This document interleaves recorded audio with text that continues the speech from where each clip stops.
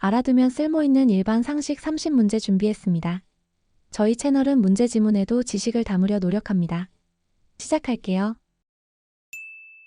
이것은 역사를 시간에 따라 연, 월, 일 순서로 기록하는 방법입니다. 이런 형태로 최초로 쓴 것은 공자의 춘추이며 우리나라는 조선왕조실록이 대표적입니다. 이 기록 방법을 무엇이라 할까요? 정답은 편년체입니다. 고려 말 공민왕은 귀족들이 불법적으로 차지한 토지를 본래 주인에게 돌려주고 억울하게 노비가 된 자들을 양민으로 해방시키는 개혁을 단행했습니다. 이때 이 개혁을 위해 만든 관청은 무엇일까요? 정답은 전민변정도감입니다. 이것은 고려 시대 가난한 사람을 구호하기 위한 기관이에요. 돈, 곡식 따위를 모아두었다가 백성에게 꾸어주고 그 이자로서 운용하였답니다. 963년에 설치된 이 기관은 무엇일까요? 정답은 제이보입니다. 이 책은 현존하는 우리나라의 의학서 중 가장 오래된 것입니다. 1236년에 편찬되었으며 중국 약재들을 우리나라 약재 즉 향약으로 바꾸려는 의도에서 만든 이 의학서는 무엇일까요? 정답은 향약구급방입니다. 고려는 약 100년 가까이 몽골의 지배를 받았습니다. 당시 고려에는 주로 왕실이나 귀족 사회를 중심으로 몽골의 풍습이 유행하였지요. 변발이나 호복 등 당시 유행했던 몽골의 풍습을 무엇이라 할까요? 정답은 몽골풍입니다. 다음 중 몽골풍의 영향을 받은 말이 아닌 것은 무엇일까요? 1번 수라, 2번 장사치, 3번 족두리, 4번 고수레. 정답은 4번 고수레입니다. 이것은 고려시대에 창작된 시가로 주로 민중 사이에 널리 전해진 소교를 뜻합니다. 일정한 형식은 없으며 평민의 소박한 정서, 남녀 간의 애정 이야기를 뜻하는 남녀상열지사를 솔직하게 표현한 이 문학 장르는 무엇일까요? 정답은 고려가요입니다. 3.1운동 이후 1919년 9월 15일 대한민국 임시정부가 상하이에 수립되었습니다. 그러나 일제의 압박과 공격에 임시정부는 계속 이전을 하였지요. 그렇다면 대한민국 임시정부가 마지막으로 있었던 중국의 도시는 어디일까요? 정답은 충칭입니다. 이 단체는 1931년 김구의 주도하에 대한민국 임시정부가 결성한 항일무장투쟁 단체입니다. 이봉창의 수류탄 투척 사건과 윤봉길 상하이 훈커우 의거로 유명한 이 단체는 무엇일까요?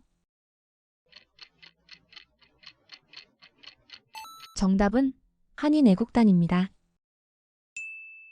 이것은 조선 고종 때 문호 개방에 부정적이었던 흥선대원군이 서양과의 교류 및 접촉을 배제하기 위해 세운 석비입니다. 1871년 신미항요 이후 전국 각지에 세운 이 석비는 무엇일까요? 정답은 척화비입니다. 이분은 일제강점기 애국계몽 활동을 전개하고 독립운동에 일생을 바친 독립운동가입니다. 민족운동 단체 흥사단을 조직하고 상하이 임시정부의 내무총장을 역임했던 이 인물은 누구일까요? 정답은 도산 안창호입니다. 이것은 조선 후기 실학자 이익이 저술한 실학서적입니다. 천문, 지리, 역사, 풍속, 문학 등의 넓고 깊은 학식이 집대성되어 있는 이 서적은 무엇일까요? 정답은 성호사설입니다. 이것은 조선시대 백성들이 억울한 일을 임금에게 직접 호소하고자 할 때 치도록 대궐의 문루에 달아두었던 북입니다. 이것은 무엇일까요? 정답은 신문고입니다. 조선시대 왕이 노쇠하거나 전쟁 등 특별한 상황에 처했을 때 세자가 왕을 대신하여 업무를 볼 수도 있었어요.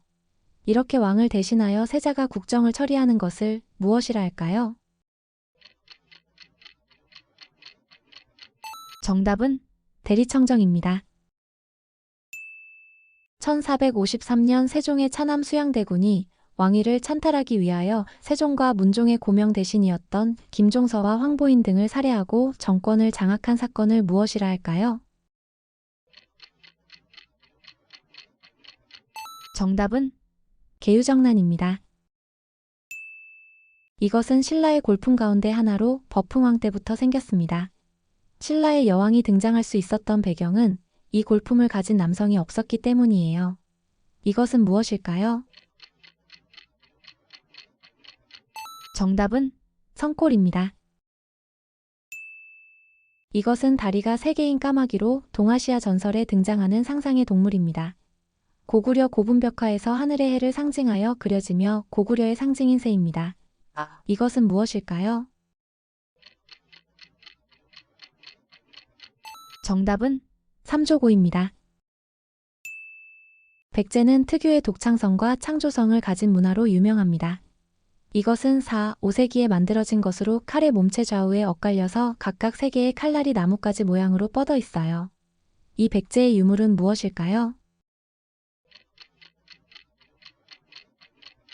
정답은 칠지도입니다. 이 인물은 명성황후의 조카로 주미정권 대사로 활약하였어요. 1905년 을사늑약에 반대하여 이조약에 대한 항의의 표시로 자결을 한 이 인물은 누구일까요?